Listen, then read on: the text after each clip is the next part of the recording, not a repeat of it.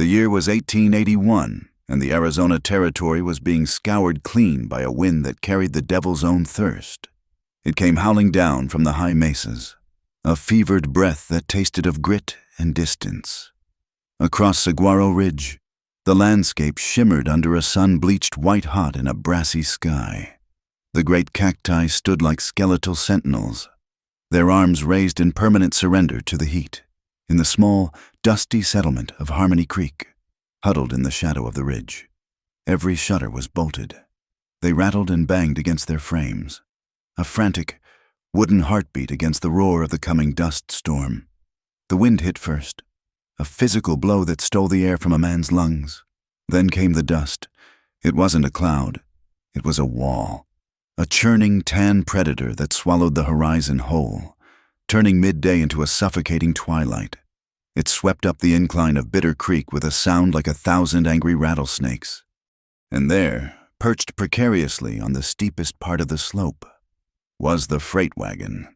It had died with a sound of pure agony, a screech of tortured wood and shearing metal that was momentarily louder than the wind itself. The left rear wheel, canted at a sickening angle, was useless. The great wooden axle beneath it had snapped, its splintered heartwood exposed to the elements like a broken bone. The wagon, heavy with its cargo, listed dangerously toward the ravine, a sheer drop of 50 feet onto a bed of unforgiving rock. Beside it stood a woman, still as the saguaros around her. Lila Marin was a traveling schoolteacher, and she looked as out of place as a page of poetry in a cattle ledger. Her dress, a practical gray poplin, was filmed with a layer of fine dust that muted its color to that of the earth. Tendrils of dark hair had escaped their severe bun and whipped across a face that was pale, not with fear, but with a profound and unsettling exhaustion. She wasn't cowering from the storm. She seemed barely to notice it. Her hands, slender and white-knuckled, gripped the edges of a wooden crate filled with books. She held it to her chest as if it were a shield, or perhaps the only anchor she had left in the world. The grit of the wind was a sandy paste on her lips, a rasp in her throat. But her eyes, the color of a twilight sky, stared at the broken axle with a terrifying emptiness. That was how Dalton Rook found her. He rode out of the dust-choked haze like a ghost, his horse, Bess, a steady, dark shape moving with practiced calm against the storm's chaos. Dalton was a man made of the same sun-cured, wind-lashed material as the land itself. He was not tall, but broad in the shoulder, with the kind of dense, functional strength that came from years of roping steers and mending fences under an unforgiving sun. His hat was pulled low, its brim casting a deep shadow over a face that was all angles and planes, weathered to the texture of old leather. His eyes, narrowed to slits against the stinging dust, missed nothing. They took in the broken wagon, the dangerous tilt, the proximity of the ravine, and the lone woman, all in a single, sweeping glance. He didn't call out. Words were a waste in a wind that stole them from your mouth. He simply reined Bess to a halt a few yards away, the creak of his saddle a familiar sound in the maelstrom. He swung a leg over, his worn denim trousers taut against his thigh, and landed with a soft thud of boots on the hard-packed earth. Sweat had already soaked the collar of his coarse cotton shirt, leaving a dark, V-shaped stain. He walked toward the wagon with the unhurried gait of a man who understood that haste was the enemy of competence. Lila watched him approach, her expression unchanging. He was another part of the landscape, another hardship to be endured. He stopped beside the crippled wheel and crouched, his hands resting on his knees as he surveyed the damage. He ran a gloved hand over the splintered axle, his touch surprisingly gentle, as if assessing the wound of a living thing. "Axle's clean snapped," he stated, his voice a low rumble that managed to cut through the wind. It wasn't a question. It was a fact, laid bare and unadorned. Lila only nodded, her grip on the book crate tightening. Her throat was a desert. Dalton rose and walked back to his horse. He unstrapped a small hand axe from his saddle and then scanned the sparse, rocky ground. He was looking for something specific, his gaze passing over brittle brush and loose stones. He found it 20 feet away, a thick, gnarled piece of mesquite, baked hard as iron by a century of suns. He set to work, the rhythmic thwack of the axe a steady counterpoint to the storm's fury. He was shaping a wedge, his movements economical and precise. Chips of wood flew, pale against the tan backdrop of the dust. Lila watched his back, the muscles there, even under the thick fabric of his shirt, bunched and coiled with each swing. He was a creature of immense physical certainty. He knew what to do. In her world, a world that had become unmoored and uncertain, his simple, focused labor was as foreign as a forgotten language. He returned with the wedge, a stout, roughly hewn triangle of wood. He didn't speak to her again. He dropped to one knee in the dirt beside the broken axle, placing the pointed end of the wedge into the largest fissure of the break. He then retrieved a heavy mallet from a pouch on his saddle. He settled himself, planting his boots for leverage, his entire body a study in coiled tension. He brought the mallet down. The first blow sent a shudder through the wagon's frame. It groaned, a deep, resonant protest. He struck again, harder this time. The sound was a dull, solid thump. The wedge bit deeper into the fractured wood. Lila could see the muscles in his arm and shoulders swell with the effort, the tendons in his neck standing out like cords. He was a dam holding back a flood. The wagon, which had been inching imperceptibly closer to the ravine's edge, seemed to steady itself. He paused, breathing hard, his face grim with concentration. He adjusted his grip, spat on his hands, and raised the mallet again. It was in that small silence, that moment between the effort and the next, that Lila spoke. Her voice was barely a whisper, a rustle of dry leaves against the wind's roar. It was so quiet he almost missed it. They said I'd never feel again. The words hung in the air, brittle and strange. Dalton froze, the mallet held aloft. He had been so focused on the mechanics of the problem, the angle, the force, the resistance of the wood, that the woman had become just another variable in the equation. Now, her voice pulled him out of that physical world and into something else entirely. Something he couldn't fix with an axe and a wedge. He slowly lowered the mallet and turned his head, looking up at her from his crouched position. The dust swirled around them, a veil that seemed to isolate them from the rest of the world. He truly saw her face for the first time, not just the pale shape of it, but the details, the faint smudge of dust on her cheek, the tightness around her mouth, and her eyes. He had expected to see fear, or perhaps anger at her predicament. He saw neither. What he saw in their depths shook him more than the straining wagon. It was not a challenge. It was not a flirtation. It was a plea, but a plea of a kind he had never encountered. It was a raw, desperate prayer for survival, aimed not at God, but at him. It was a plea for the wagon. Yes, but for something far greater. It was the plea of a soul asking for proof that it still existed. "Prove them wrong," she whispered again, the words almost carried away by the wind. Dalton held her gaze for a long moment. He didn't understand the story behind her words, the they she spoke of, or the numbness she described. But he understood the look in her eyes. It was the same look he'd seen in a calf trapped in a mire, in a horse with a broken leg. It was the look of a creature that had given up the fight and was simply waiting for the end, but in whom one last, defiant spark remained. He gave a slow, almost imperceptible nod. He turned back to the axle, his jaw set. He didn't know how to prove anything to her about feeling. He only knew how to fix what was broken in front of him. He lifted the mallet, and this time, when he swung, it was with a force that seemed to come from the very core of him. The mallet connected with the wedge with a deafening crack. The mesquite wedge, driven by the full power of his body, bit deep into the splintered axle. There was a groan of surrender from the damaged wood as the two broken halves were forced back into a crude alignment, braced and held by the unyielding wedge. The wagon shifted, its weight settling with a shudder, and then it was still. It no longer leaned toward the abyss. The immediate danger had passed. From the bat-wing doors of the Golden Spur saloon, eyes were watching. Through the grimy windows, faces peered out from the smoky gloom. The storm had provided a spectacle. Silas, the bartender, polished a glass and stared. A trio of cattle hands paused their game of cards, their hands hovering over their chips. The whispers started then, slithering through the saloon like smoke. They were quicker than the wind, more insidious than the dust. "That's the Marin widow," one voice murmured.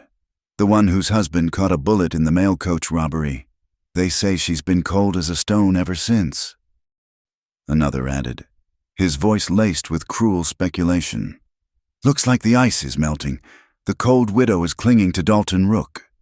The rumor was born, taking flight before the wagon was even secure. On the ridge, the wind began to lose its ferocity, the wall of dust thinning to a hazy curtain.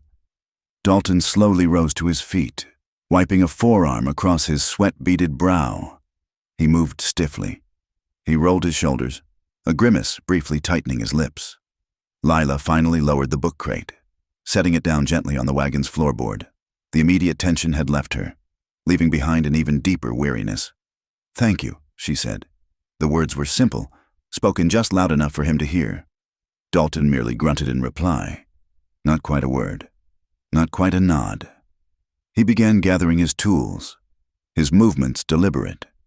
As he bent to retrieve the mallet, a sharp, familiar sting shot up his spine, a ghost of old fire and pain that made him catch his breath. He straightened slowly, his hand instinctively going to his lower back. It was an old injury, a reminder of a different kind of breaking, a different kind of loss. For a brief second, his own carefully guarded numbness was pierced by the phantom pain, and his eyes met Lila's. In that fleeting moment, two solitary souls, each carrying the weight of their own unseen scars, stood together in the settling dust of Saguaro Ridge.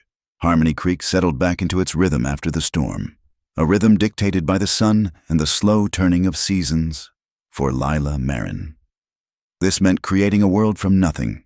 Reverend Pike, a man whose kindness was as weathered and sturdy as his face, had offered her the old barn behind the church. It hadn't housed livestock in years, but the ghosts of them remained in the thick, sweet smell of ancient hay and the dark stains on the floorboards. Light was a commodity. It sliced through the gaps in the warped plank walls in dusty, golden bars, illuminating a universe of dancing motes. It was in this cathedral of dust and memory that Lila established her school. A local rancher, taking pity on her, had donated a slab of slate for a blackboard. It was chipped at the corners and rocked precariously on a stand made of old fence posts. But to Lila, it was a foundation. She spent hours scrubbing the floor, her hands raw from the lye soap, trying to banish the last of the barn's former life, yet the pungent scent of straw lingered, a constant, earthy reminder of the space's raw and borrowed nature. Her students, a handful of children from the surrounding homesteads, would sit on benches fashioned from cottonwood logs split down the middle. It was a classroom built of cast-offs and goodwill, a fragile enterprise held together by her own quiet, unyielding will. When she first picked up a piece of chalk, her fingers felt foreign, clumsy. The screech it made against the slate was a sound so sharp and alive it seemed to mock the stillness within her. She would form the letters, A, B, C, her hand steady even when her soul felt like it was trembling. She moved through the motions of being a teacher, her voice a calm monotone as she explained sums and sounded out words. She was a vessel, pouring out knowledge she herself had once cherished, but the vessel felt hollow, resonant with an emptiness that no amount of children's laughter could seem to fill. Miles away, in the green expanse of Rook Hollow, Dalton was engaged in a different kind of accounting. The new calves, spindly-legged and curious, were the future. He moved among them with a quiet competence, his rope a seamless extension of his arm as he separated them from their mothers for branding. The work was hard, physical, and honest. It was a conversation with the land and the animals, a language of muscle and instinct that he understood perfectly. The smell of burning hair and hide from the branding iron was sharp, acrid, but it was the smell of ownership, of belonging. This land, this herd, was his. But ownership was a fragile thing. Back in the small, sparsely furnished ranch house, another reality lay waiting on the rough-hewn table. A ledger book, its pages filled with his neat, blocky script, detailed the grim arithmetic of his existence, costs of feed, veterinarian bills, the price of a new pump for the well, and on the other side of the page, the projected income from the cattle. The numbers were close, too close. Tucked into the back of the ledger was the source of the cold knot that lived permanently in his gut, a promissory note from the Harmony Creek Bank. The signature at the bottom was an elegant, confident scrawl, Cyrus Bale. The due date, circled in pencil, was drawing nearer with the unforgiving certainty of a sunrise. Each new calf was a drop of hope in a bucket of debt. He ran a hand over his face, the rasp of his stubble a familiar friction. He felt the weight of the ranch, the legacy of his father, the memory of his brother, settling on his shoulders. It was a weight he was determined to bear alone. In town, the gossip had found its legs. It trotted from the general store, where women gathered over bolts of calico, to the blacksmith's forge, where men waited for horses to be shod. The story of the broken wagon had been embellished, twisted into a more tantalizing shape. But the focus was not on the axle, but on the widow, Lila Marin. They spoke of the stagecoach robbery up near Devil's Gate a year prior. They recounted how her husband, a bookish man from back east, had been killed, and they all repeated the same detail, their voices dropping with a kind of morbid relish she hadn't shed a single tear. Not at the scene, not at the burial. Frozen solid, they'd say, like something inside her just snapped shut and locked. Her quiet dignity was mistaken for coldness, her shock-induced numbness for a lack of heart. She was a curiosity, a tragedy to be dissected from a safe distance. A few days after the storm, their separate worlds briefly converged at the town well. It was the heart of Harmony Creek, a place of necessity and social ritual. Lila was there with her bucket, her back straight as she worked the hand pump. Dalton rode up, dismounting to let Bess drink from the trough. He was about to turn and leave when Lila spoke his name. "Mr. Rook." He stopped, turning to face her. She was holding something out to him. It was his neckerchief, a square of dark blue cotton he hadn't even realized was missing. He must have dropped it on the ridge. She had washed it. It was clean and neatly folded. He took it from her, his calloused fingers brushing against hers for a fleeting second. The contact was nothing, a spark of static, but it felt strangely significant in the charged space between them. "Thank you," he said, his voice gruff. He saw that the corner of the cloth was embroidered with a small, simple R, stitched by his mother years ago. An awkward silence fell between them, broken only by the rhythmic squeak of the pump handle and the soft nicker of his horse. He found himself looking at her, really looking.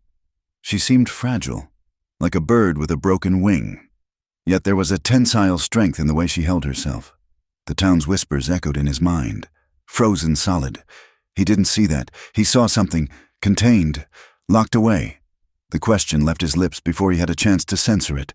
It was too blunt, too personal. But it was honest. "Can you still teach?" he asked. Lila stopped pumping, her hand resting on the iron handle. She didn't seem offended by his forwardness. She looked past him, her gaze fixed on the distant, hazy line of the mountains. When she answered, her voice was low and steady, imbued with a strange mix of weariness and resolve. "I'll teach the alphabet, Mr. Rook," she said, her eyes finally meeting his. "I'll teach it until my own heart learns to read again." The confession was so stark, so utterly devoid of self-pity, that it silenced him. He had no answer for that. He simply nodded, tucked the neckerchief into his pocket, and swung himself back onto Bess's back. As he rode away, her words followed him, echoing the profound, unspoken ache he carried within himself. Later that evening, the Golden Spur Saloon was a haze of whiskey fumes and cigar smoke. It was the unofficial town hall, where deals were struck and reputations were unmade. Dalton sat at a small table in the corner, a glass of water in front of him, He never drank when he had business to consider. And tonight, he was here for business. Cyrus Bale approached his table, moving with the unctuous grace of a predator. Bale was the town's banker, a man whose prosperity seemed to grow in direct proportion to the hardships of others. He was dressed in a fine wool suit, a stark contrast to the denim and leather of the other men in the saloon. He smiled, but the smile never reached his cold, calculating eyes. "Dalton," he said, pulling up a chair without being invited. "Good to see you. Let me buy you a proper drink." "Water's fine," Dalton said, his voice flat. Bale chuckled, a dry, rustling sound. "Always so serious. I was just talking to a man from the railroad. They're looking to lay a spur line through this territory. They need land. Quietly. Of course." He leaned forward, his voice dropping to a conspiratorial murmur. "Your valley. Rook Hollow. It's right in their path. A man in your position, with certain obligations, coming due, might find it advantageous to sell it cheap, get the bank off your back, and walk away with something in your pocket." Dalton said nothing. He stared into his glass of water, watching the distorted reflection of the saloon lights. He knew exactly what Bale was offering. It was a trap, baited with his own desperation. Bale wanted to buy the ranch for a pittance, then sell it to the railroad for a fortune. He was a vulture circling, smelling weakness. Just outside, on the boardwalk, Lila was leaving the general store with a small bag of flour. The bat-wing doors of the saloon swung open as a man stumbled out, and in that brief moment, the sound and light from within spilled out into the twilight. She heard Cyrus Bale's smooth, persuasive voice, and then Dalton's name. She froze, her hand clutching the sack of flour. "Sell it cheap. Get the bank off your back." The word struck her with the force of a physical blow. Her chest tightened, a painful, constricting sensation she hadn't felt in a long time. It was the feeling of righteous anger, of a deep, sickening recognition. This was how the world worked. The powerful, the wealthy, the men like Cyrus Bale. They preyed on the vulnerable. They used money and obligation like a club, beating down those who were already struggling, those whose spirits were numb with grief or worry. They bought the silence and the paralysis of the weak. She had been a victim of it, her life shattered by faceless men who wanted what wasn't theirs. And now, she was witnessing the same cold-blooded predator circling Dalton Rook. At that moment, the deep, resonant toll of the church bell echoed through the town, calling the faithful to the evening service. The sound cut through the saloon's din and the quiet tension of the street. It was a signal. Inside, Dalton pushed his chair back, stood up, and left the table without another word to the banker. Outside, Lila turned away from the saloon's ugly glow. They moved in opposite directions. Dalton toward his horse, his face a grim mask. Lila toward the small room she rented, her own burdens feeling suddenly, inexplicably lighter for having witnessed another's. But then, as if pulled by some invisible string, they both stopped. They turned, and for a long second, their eyes met across the dusty expanse of the main street. It was a look of shared understanding, a silent acknowledgement of the storm that was gathering, a storm not of dust and wind, but of greed and survival. High above, in the darkening sky, a pair of vultures circled on the evening thermals. They were patient observers, waiting. In the town of Harmony Creek, a threat had been made, and a silent alliance had just been formed. An opportunity, as dangerous and as vital as life itself, was beginning to circle as well. The sun was a hammer, and the forge was its anvil. Dalton worked under its relentless blows, the heat radiating up from the hard-packed earth and down from the vast, empty sky. Bess stood patiently, a front hoof cradled between his leather-aproned knees. He was fitting a new shoe, the air thick with the acrid smells of hot iron and scorched hoof. He pulled the glowing, crescent-shaped shoe from the forge's coals, its orange light so bright it made the day seem dim. He plunged it into the slack tub, and the water erupted in a furious hiss, a white cloud of steam billowing into the dry air. The sound, the smell, the searing heat on his face. It was a ritual as old as his memory, but today, it was something more. It was a key, turning a lock deep inside him. The heat shimmered, and the world around him dissolved. 1 year ago. The smell isn't iron, it's pine, old, dry barnwood, burning with an impossible hunger. The heat isn't from a forge, it's a living wall, a roaring beast that sucks the breath from your lungs. Orange and black. The world is only orange and black. The screams of the cattle are thin and high, threads of pure terror unraveling in the night. Dalton placed the cooled shoe against Bess's trimmed hoof, checking the fit. Perfect. His movements were automatic, the muscle memory of 1,000 repetitions guiding his hands. He reached for the hammer and the nails.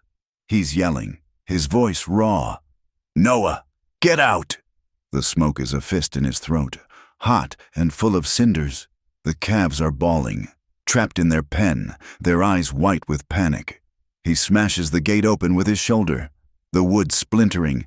He grabs one calf, then another, hauling them out into the night, their small bodies trembling against his. He shoves them toward the pasture, toward the clean, cool air. He tapped the first nail into the shoe, the sharp point finding the nail hole, a light tap to set it, then 2 quick, sure blows to drive it home. The sound was a clean, ringing report in the still air. He turns back. The roar is louder now. A physical presence. Through the churning black smoke and the swirling embers, he sees a shape, Noah, his younger brother, always smaller, always trying to prove he was just as strong. He's stumbling, trying to untangle a rope from a post. "It's caught!" Noah yells, his voice cracking with fear and smoke. "The big sorrel mare!" Dalton screams his name again, a wordless sound of pure command. "Leave it get out now." He clipped the end of the nail, bending it down to form the clinch. He moved with a practiced rhythm. Tap, tap, drive. Clip, clinch. Around the shoe. He went, securing it to the hoof, unthinking, mechanical. His mind was not in his hands. It was in the fire. Noah looks up, his face a pale oval in the hellish light. He finally drops the rope. He starts running toward the barn door, toward Dalton, toward safety.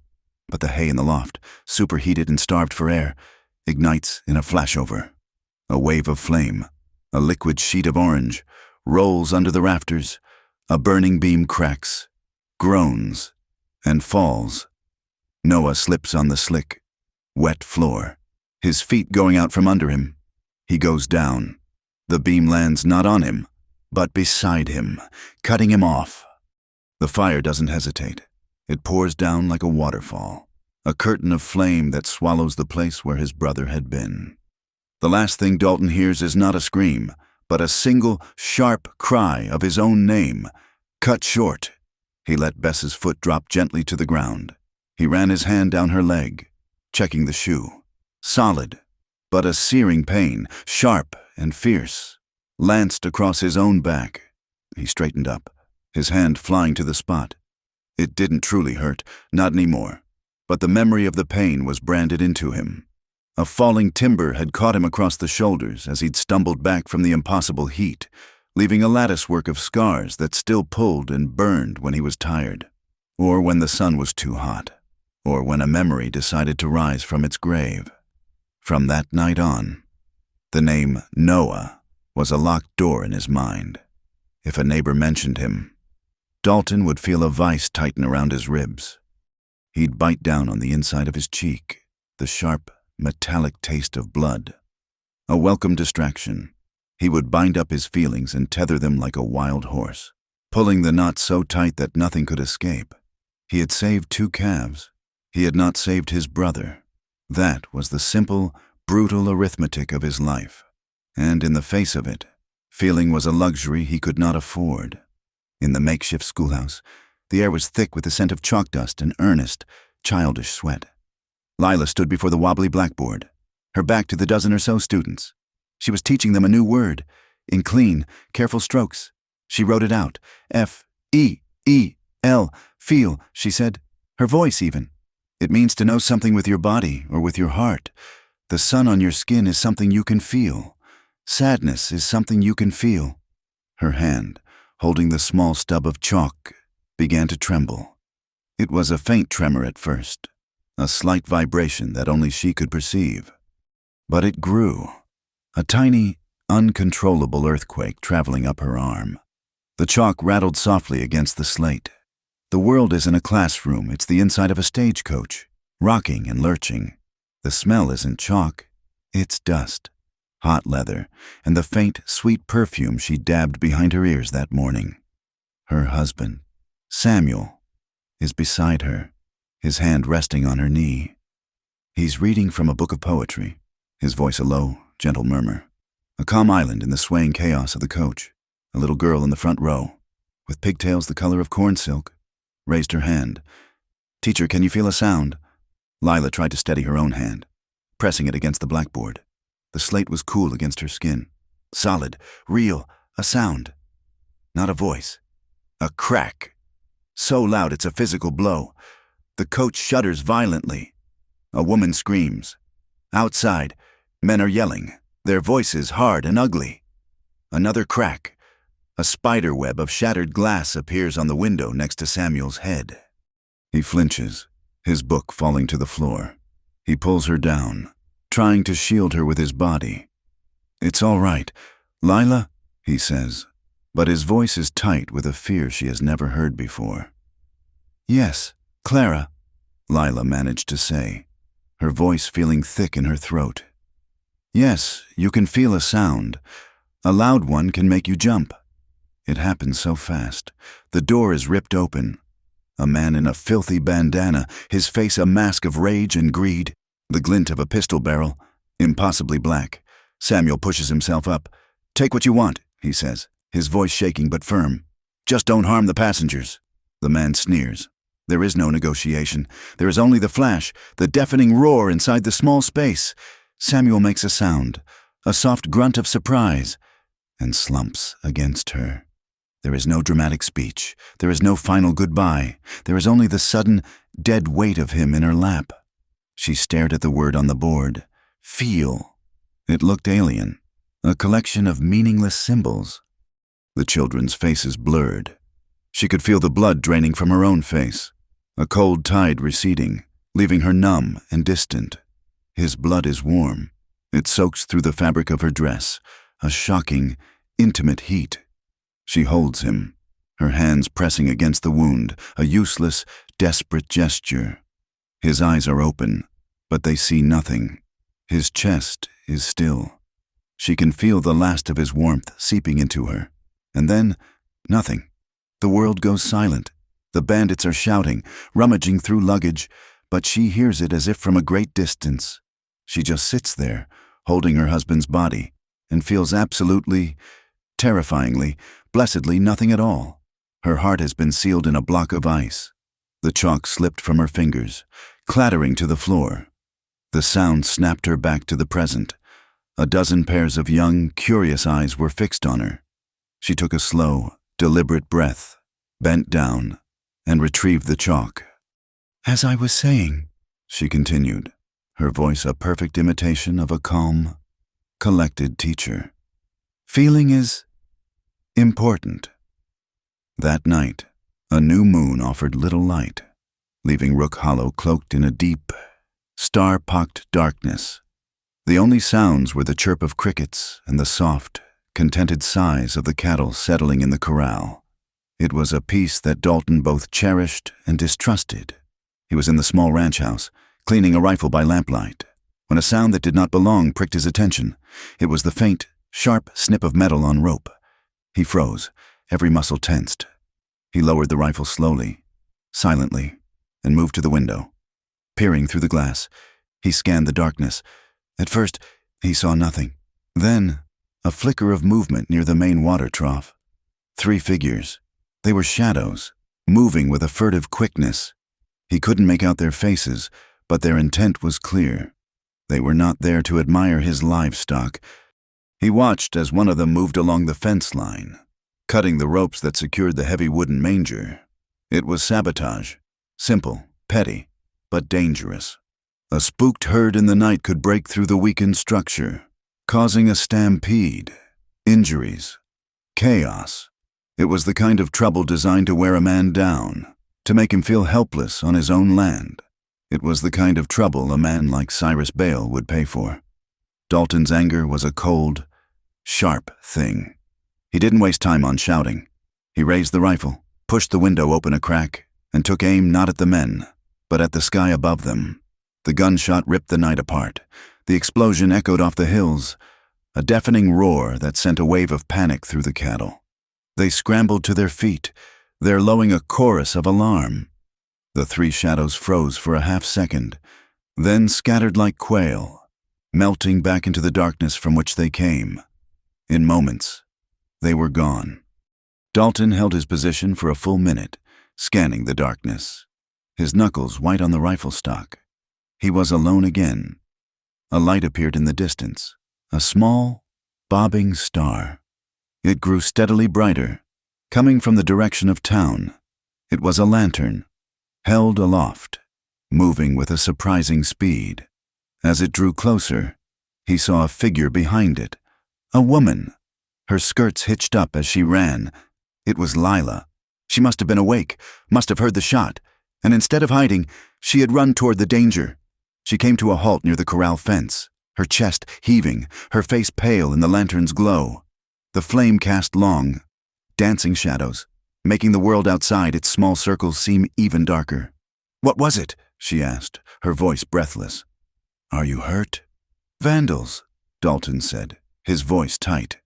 He walked out onto the porch, the rifle still in his hand. "They're gone."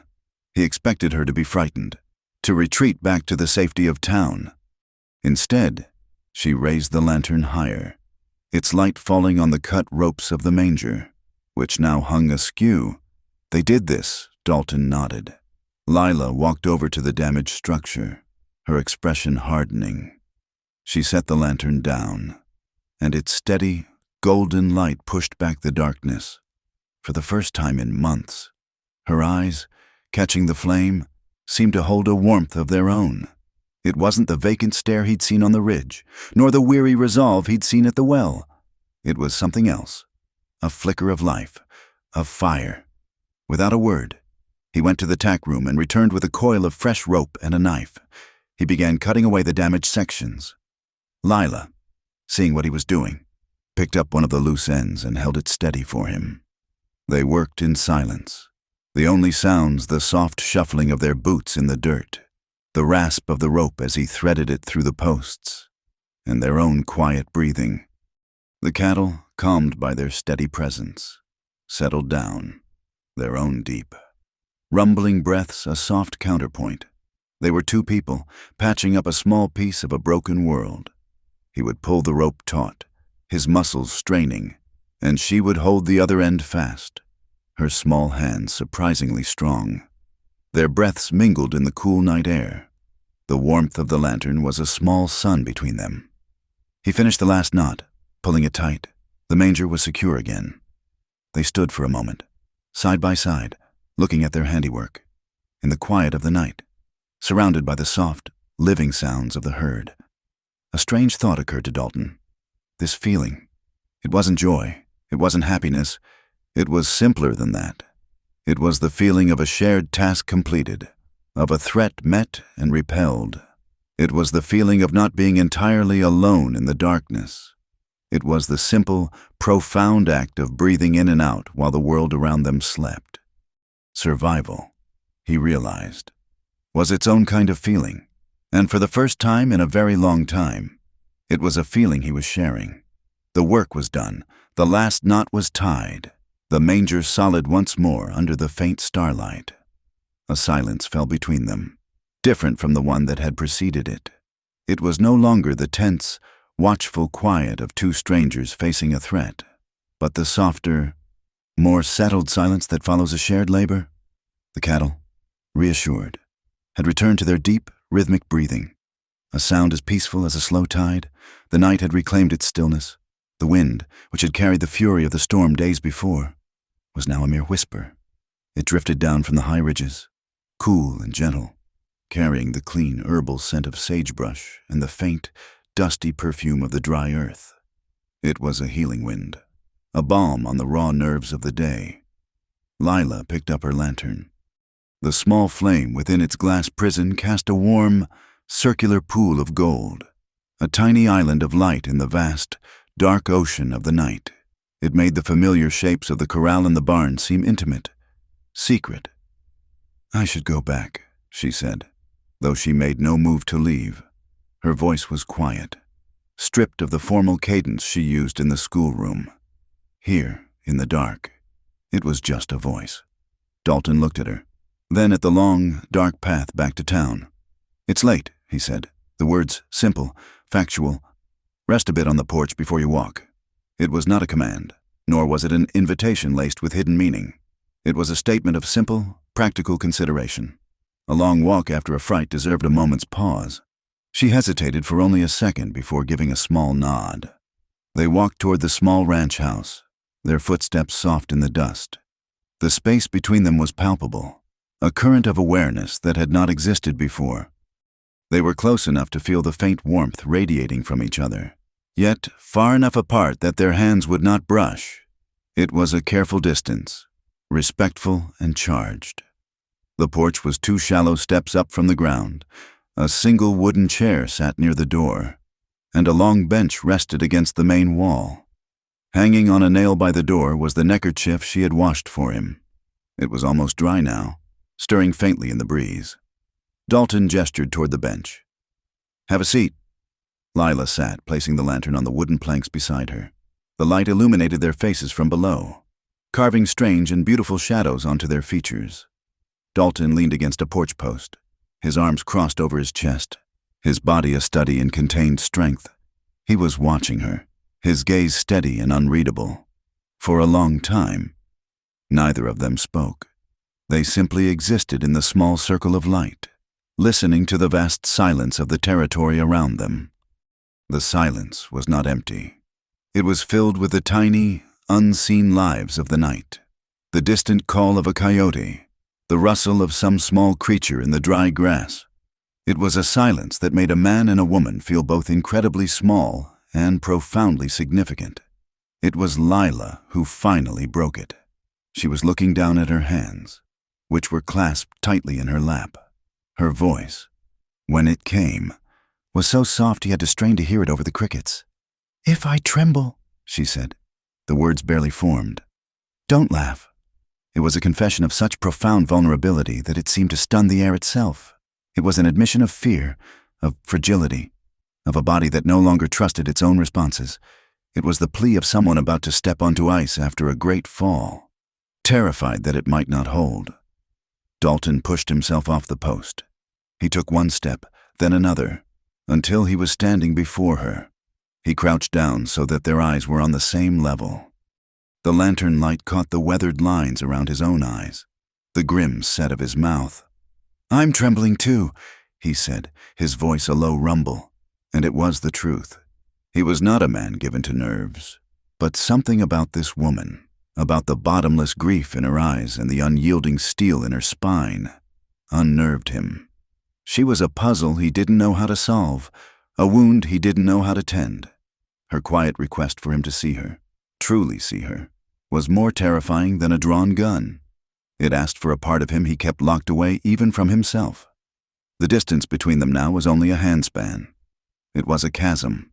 He could feel the slight tremor in his own hands, the unfamiliar tightness in his chest. The air was thick with unspoken things, with the ghosts of a husband and a brother, with the weight of loneliness, with the terrifying, audacious possibility of a new beginning. Slowly, as if moving through water, he raised a hand. He didn't reach for her face or her shoulder. He simply let his fingers hover in the space between them.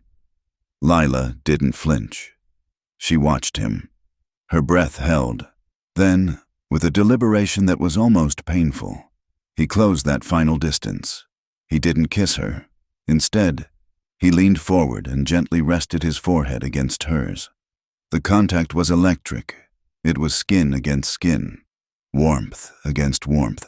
It was a question asked in the oldest and most silent of languages. "May I? Is this safe? Are you here with me?" He closed his eyes, and in the shared darkness, he could feel the faint, rapid pulse in her temple, the soft warmth of her breath against his cheek. He smelled the faint, clean scent of lye soap and the dusty scent of the woman herself. For a long moment, that was all there was, two people, touching in the simplest way, their shared solitude a bridge between them. She did not pull away. Instead, he felt her exhale, a long, shuddering release of breath she seemed to have been holding for a year. He felt the tension in her neck soften, the slightest perceptible lean into his touch. It was her answer. Yes. His hands came up, not to grab or to hold, but to gently cup her face. His palms were calloused, the skin rough from years of labor, but his touch was incredibly tender. He was holding something precious, something easily broken. He tilted her chin up slightly. The kiss, when it came, was as slow and deliberate as a sunrise. It was not a kiss of passion or of desperate hunger. It was not an attempt to prove anything, to himself or to her or to the ghosts that haunted them. It was a kiss of profound and quiet recognition. It felt like an act of restoration, like carefully placing a dislodged stone back into a drywall fence, making it whole again. His lips were chapped and dry, but they were warm, and they moved against hers with a patient, questioning gentleness. There was no demand in it, no taking. It was an offering. Lila had closed her eyes, but halfway through the kiss, she opened them. She was startled, not by the kiss itself, but by the astonishing, unwelcome, and utterly undeniable sensation that was blooming in her chest.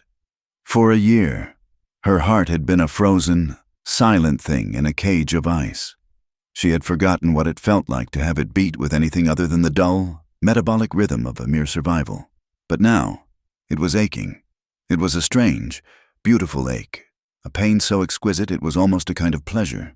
It was the feeling of a frozen limb slowly, agonizingly, coming back to life. The pins and needles of returning sensation, a torment and a miracle all at once. It was a sharp, sweet pang of feeling that radiated from her core. A painful reminder that the woman who had died in that stagecoach with her husband was not entirely gone.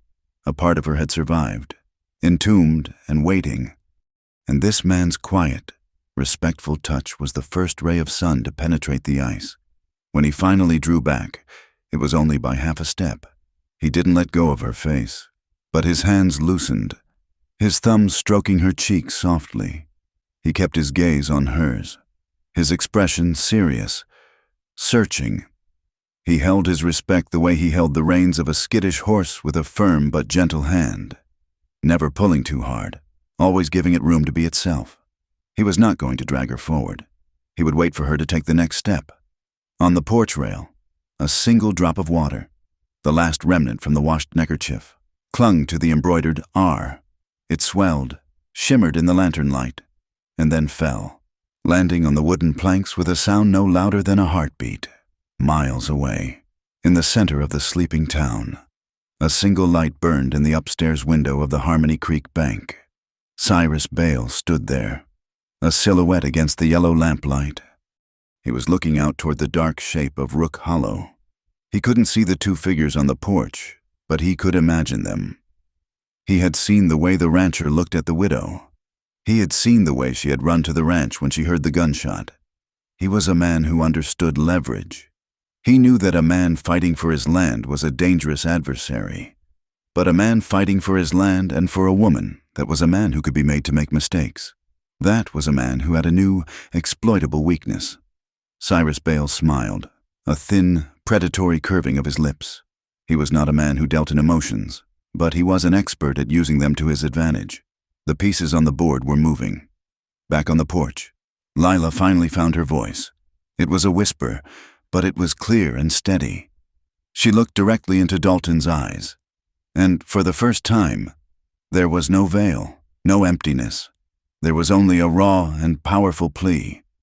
"Don't make me a rumor," she said, her voice shaking with the effort of her honesty. "Don't make me the cold widow they all whisper about." She took a breath. "Make me a person." Dalton looked at her, at the fierce, fragile hope that had just bloomed in her eyes. He didn't speak. Words were clumsy things, insufficient for a moment like this. Instead, He gave a single, slow nod. It was a promise, a silent, unbreakable oath, sealed in the quiet dark, witnessed only by the stars. The kiss had changed nothing and everything. In the harsh light of morning, the promissory note on Dalton's table still bore Cyrus Bale's signature, and the whispers in town still clung to Lila's name like burrs on a saddle blanket. Yet, the air between them, once a void of polite distance, was now filled with a fragile, unspoken current. When their paths crossed, a nod held more weight. A shared glance lingered a fraction of a second longer. They were two solitary planets that had been drawn into a shared, uncertain orbit. The harassment continued, shifting from overt threats to a campaign of unnerving persistence. It was a war of 1,000 small cuts. A saddle strap would be mysteriously frayed, a gate left open, a tool missing from the workshop, only to reappear in plain sight days later. It was designed to create the illusion of bad luck, of a ranch slowly falling apart under the strain of a single man's labor. It was designed to make him feel like he was losing his mind. A week after the night of the cut manger ropes, Dalton went to the main barn at dawn and found the large sliding door jammed. It wouldn't budge more than a few inches, the heavy wood groaning in protest. He put his shoulder to it, his boots slipping in the dirt as he heaved, but it was useless. Cursing under his breath, he went to the smaller side door. He expected a rock or a log wedged in the track. What he found was more deliberate. He had to fetch a crowbar to pry the door open far enough to slip through. Inside, the problem was immediately apparent. Someone had driven a thick iron spike into the wooden runner from above, a brutal, effective bit of sabotage. As he examined the hinge, something else caught his eye. Sprinkled on the greasy metal and the surrounding wood were fine, pale specks, fresh sawdust. They hadn't just jammed the door, they had altered it, sawing a new notch to accommodate the spike. This was calculated. It took time. It was brazen. He was still staring at the sawdust, a cold anger coiling in his stomach, when Lila arrived. She had taken to walking out in the early mornings, a habit she'd formed to escape the confines of her small room and the speculative glances of the townspeople. She saw him standing by the barn, his posture rigid, and knew instantly that something was wrong. "More trouble?" she asked, her voice calm. He grunted, gesturing with the crowbar. "Jam the door." "They're getting bolder." Lila came closer, her teacher's eyes trained to notice the smallest detail, scanning the scene. Dalton was focused on the spike, the raw mechanics of the damage. Lila saw the context. Her gaze dropped from the hinge to the ground. The earth around the barn door was scuffed with boot prints, churned up from the previous night's work, and clinging to the ridges of the prints, still dark from the morning dew, was a distinctive type of mud. It wasn't the common tan adobe dust of the valley or the dark, rich loam near the creek. This was a deep, rusty red, the color of dried blood. It was a heavy, dense clay that she had never seen anywhere else near Harmony Creek. "This mud," she said, crouching down for a closer look, her finger hovering over one of the prints. "It's different." Dalton looked down, his focus shifting. He saw what she saw, and a flicker of recognition crossed his face. He knelt beside her, picking up a small clump of the red soil. He rubbed it between his thumb and forefinger. It was slick, gritty. "Clay," he said, his voice low. "Good for making bricks." His eyes narrowed. "There's only one place around here with a clay pit this color." "Where?" Lila asked. "East of town, a private dig on Cyrus Bale's land." The name landed between them with the weight of a stone. This was it. The first tangible thread connecting the whispers in the saloon and the petty sabotage on the ranch directly to the man who held the note on Dalton's future. It was no longer a suspicion. It was a footprint, baked in red clay. But how to prove it, they couldn't just ride out to Bale's land. They'd be seen, accused of trespassing. Bale would cover his tracks. The sheriff, a decent but cautious man, wouldn't act on a theory based on a patch of mud. They needed more. Lila stood up, brushing the dust from her skirt. An idea, born of her own world of maps and lessons, was taking shape. "The official road to the east is too public," she said, thinking aloud. "But there must be other ways. Shortcuts, trails the children use."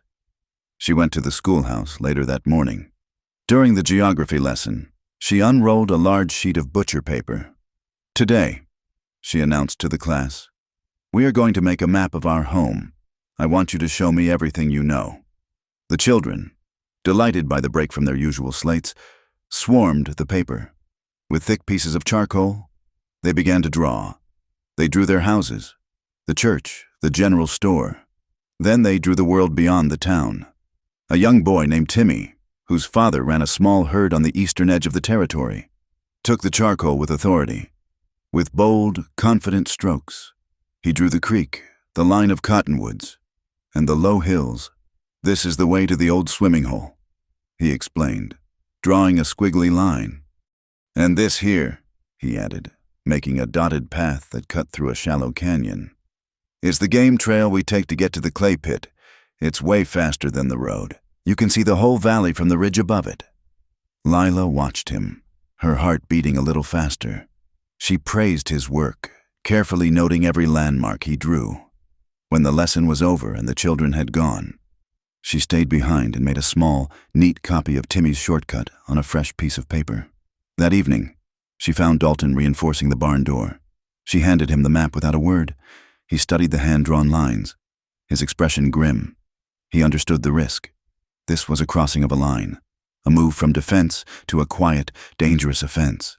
He was a man accustomed to facing his problems head-on, in the open. Skulking around in the dark was not his way. "It's a risk," he said, his voice flat. "Waiting for them to burn this barn to the ground is a bigger one," she countered, her voice firm. "They are writing a story about us, Mr. Rook, a story about a desperate rancher and a foolish widow. It's time we added a chapter of our own." Her words, and the unyielding resolve in her eyes, struck a chord in him. She was right. Passivity was a luxury he could no longer afford. He folded the map and tucked it into his shirt pocket. "After moonrise," he said.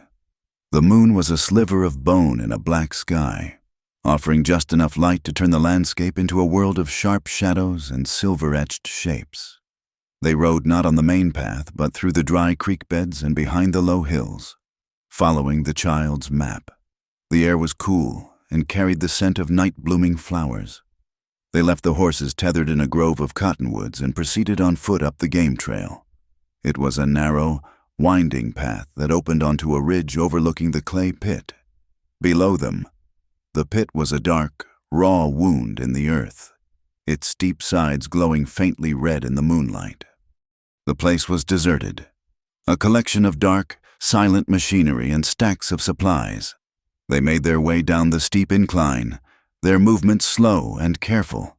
The air in the pit was still and smelled of damp earth and machine oil. As their eyes adjusted, they began to make out details. A large steam shovel stood silent, its great jaw resting on the ground. Carts and wheelbarrows were scattered about, and against the far wall of the pit, partially covered by a canvas tarp, was a stack of burlap sacks. Something about them felt wrong. Dalton drew closer, Lila a step behind him. He pulled back a corner of the tarp. The sacks weren't filled with clay. They were dark, stained, and gave off a faint, pungent smell of tar and pitch, highly flammable. He knelt and ran his hand over one. He felt a series of small, rough holes punched through the burlap. "Ventilation holes," he murmured, his voice tight with a dawning horror. "To help a fire catch quick." This wasn't about vandalism anymore. This was a pyre waiting for a match. This was the material for an accident that would leave nothing behind but ash and ruin. As he stood up, Lila's foot scuffed against something in the mud. A small, white corner peeked out from the red clay. She bent down and carefully worked it free. It was a piece of paper, damp and fragile, folded into a small square. She opened it carefully. It was a receipt of some kind, a bill of lading from the freight office. Most of the ink had bled, rendering the words a meaningless smudge. But in the top left corner, printed in neat block letters, were two initials and a symbol, still perfectly legible. C.B. Company.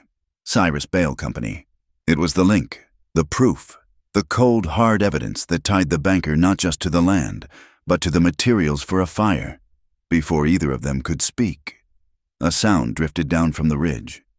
The clatter of a dislodged stone, followed by the low murmur of voices and the soft thud of horse hooves. "Get down," Dalton hissed. He grabbed her arm and pulled her behind the tall stack of tar sacks. They pressed themselves into the shadows, their backs against the rough burlap. The space was tight, forcing them shoulder to shoulder.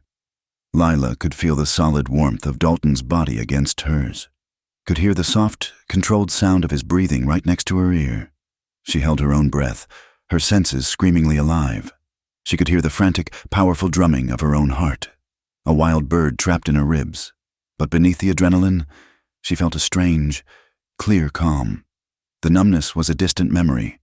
This was the opposite. This was feeling everything, all at once, and she was not afraid. 3 riders came down the path into the pit. They were the same size, the same shadowy shapes as the men who had cut the manger ropes. They dismounted and walked toward the center of the pit, their faces obscured by the brims of their hats. "He's getting nervous," one of the men said, his voice a low growl. "Wants it done soon. A windy night," he said. "Rook's on edge," another replied. "Heard he's been patrolling at night. We'll have to be smart. Don't matter how smart we are," the first one said with a cruel chuckle. "Once that barn goes up, the whole valley will be a tinderbox. He'll be too busy saving his hide to save his herd. He'll sell. He'll have to." The men talked for a few more minutes, their words painting a clear and ugly picture of Cyrus Bale's plan. They were confirming every suspicion, giving voice to the silent evidence Lila held in her hand. Finally, they mounted their horses and rode back out of the pit, leaving silence in their wake. Dalton and Lila waited, their bodies rigid, until the sound of the hooves had faded completely. Only then did they emerge from the shadows. The moonlight seemed colder now, the silence more menacing. Without a word, Dalton took out his clean neckerchief, the one with the R embroidered on it, and scooped up a sample of the red clay, carefully folding the cloth around it. He then looked at Lila, his eyes dark with purpose. He gestured to the damp receipt in her hand. She understood. She reached into the pocket of her dress and pulled out the small, rectangular tin box she used to carry her school chalk. She opened the lid, carefully folded the precious scrap of paper, and placed it inside. She snapped the lid shut. The evidence was secure, hidden in the most mundane of places. They stood there for a long moment in the silent, wounded earth, the weight of what they had found, what they had heard, settling upon them. They were no longer just reacting. They were armed. "Tomorrow," Dalton said, his voice like flint, "we go to the church." Lila looked at him, the cool metal of the chalk box a solid, real thing in her hand. She knew what his words meant. This was no longer their private battle. They were taking the fight to Cyrus Bale, into the public square. It would be her word and his against the most powerful man in town. "And face the rumors," she replied. It was not a question. It was an acceptance. They would walk into the fire together. They did not sleep. After returning from the clay pit, the small ranch house, usually a sanctuary of quiet solitude, felt like the calm eye of a hurricane. The evidence, the chalk box containing the receipt, the neckerchief cradling the red clay, sat on the kitchen table, a silent testament to the night's discovery. They were anchors, real and solid, in a sea of suspicion. They spoke little, moving through the remaining hours of darkness in a state of heightened awareness. Dalton cleaned and oiled his pistol and rifle, the metallic clicks and scrapes sharp and definitive in the stillness. Lila made coffee, her movements precise and economical, her mind a whirlwind. The kiss on the porch felt like a lifetime ago, a moment of impossible tenderness before the world had narrowed to this single, sharp point of conflict. It was not forgotten, but it had been set aside, a fragile seed planted in soil that was about to be scorched by fire. Dawn came not as a gentle awakening, but as a wound on the horizon. The sky to the east bruised a deep, bruised purple before bleeding into a sickly orange. It was a dawn that promised heat and violence, a dawn the color of a fresh bruise. They had a plan: simple and direct ride to town, present the evidence to Reverend Pike, who served as the de facto judge in Harmony Creek, and force a public reckoning. They left as the first rays of sun crested the ridge, painting the valley in long, distorted shadows. They rode close together, a silent, two-person cavalry. The air was cool and still, but it felt heavy, charged with an unspoken tension. Dalton's eyes were constantly moving, scanning the rocks and ravines that flanked their path. He knew the men from the pit would not simply let them ride into town.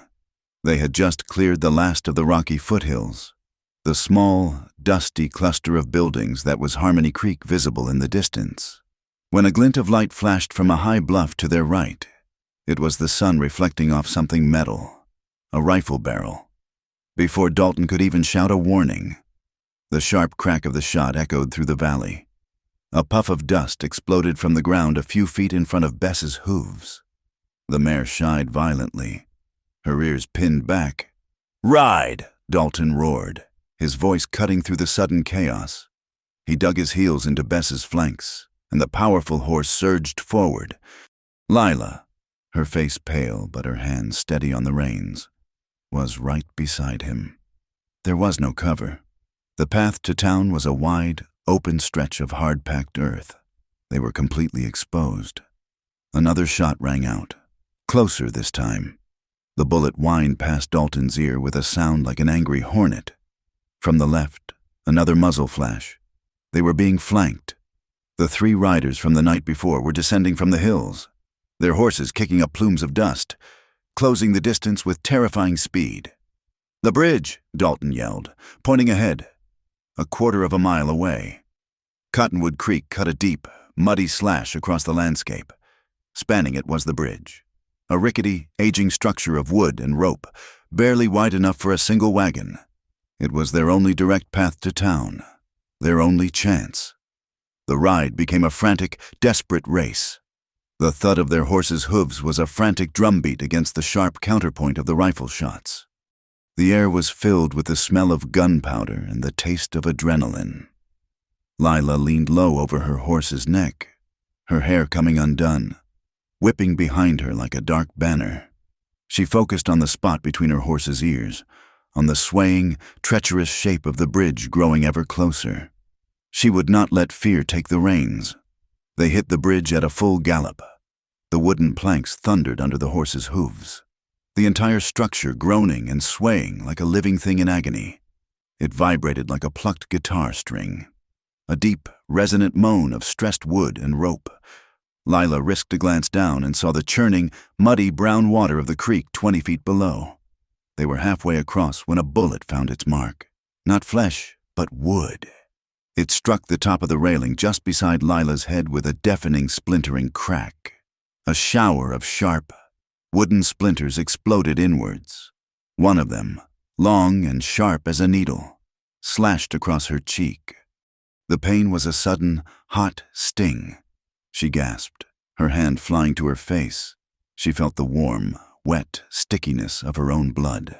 For a single, terrifying second, the world tilted, her vision blurring with pain and shock.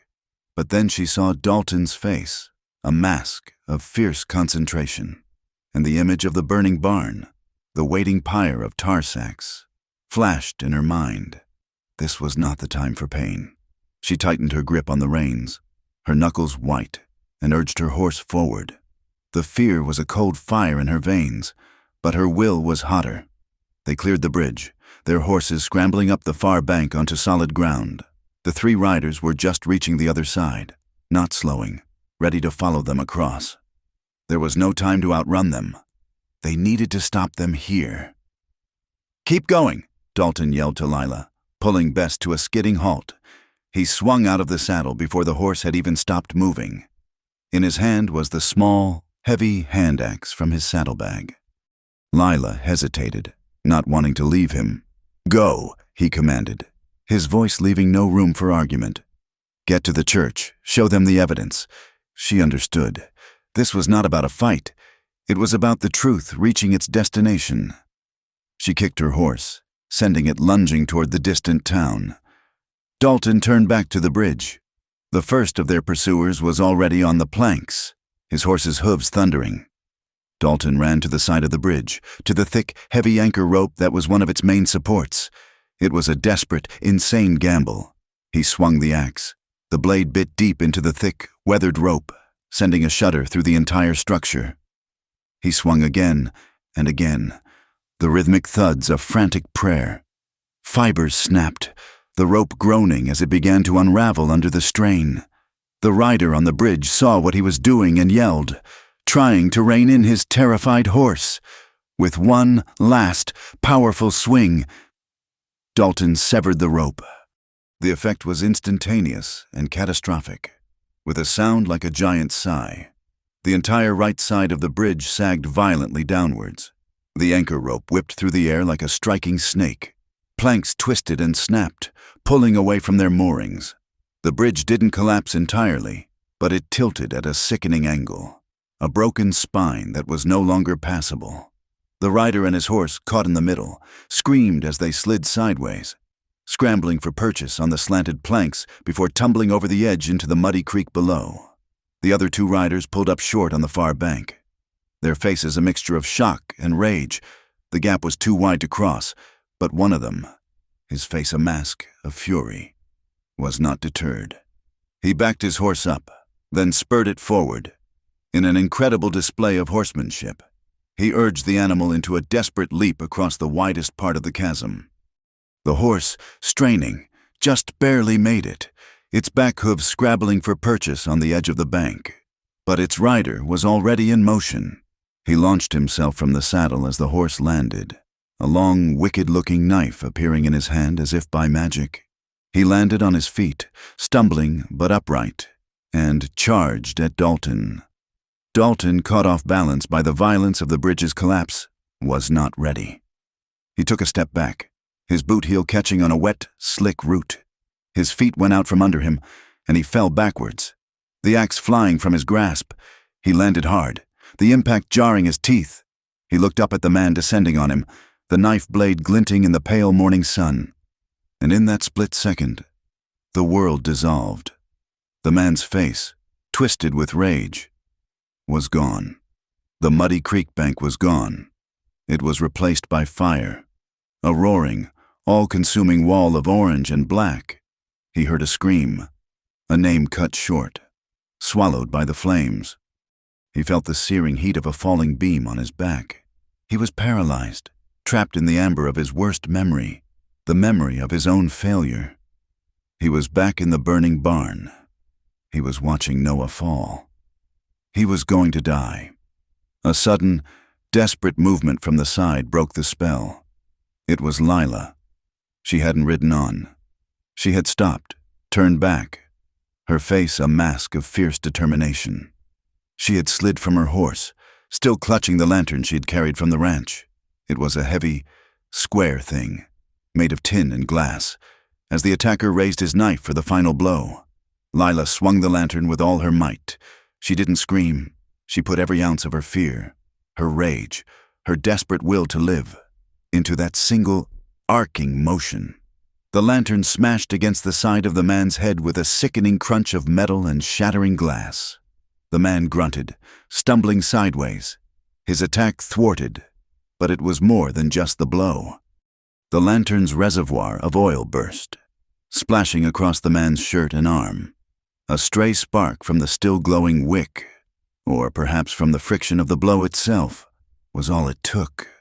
With a soft whoosh, the man's sleeve erupted in a sheet of blue and orange flame. He shrieked, a high panicked sound, dropping the knife as he beat at his burning arm. The fire spread with terrifying speed across the oil-soaked fabric. Consumed by pain and terror, he did the only thing he could.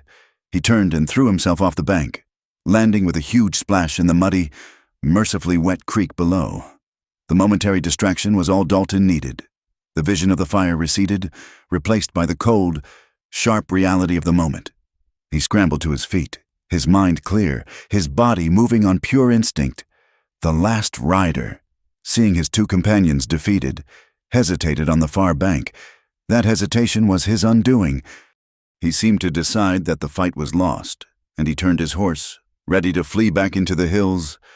Dalton scooped up the fallen man's pistol from the mud. He didn't fire.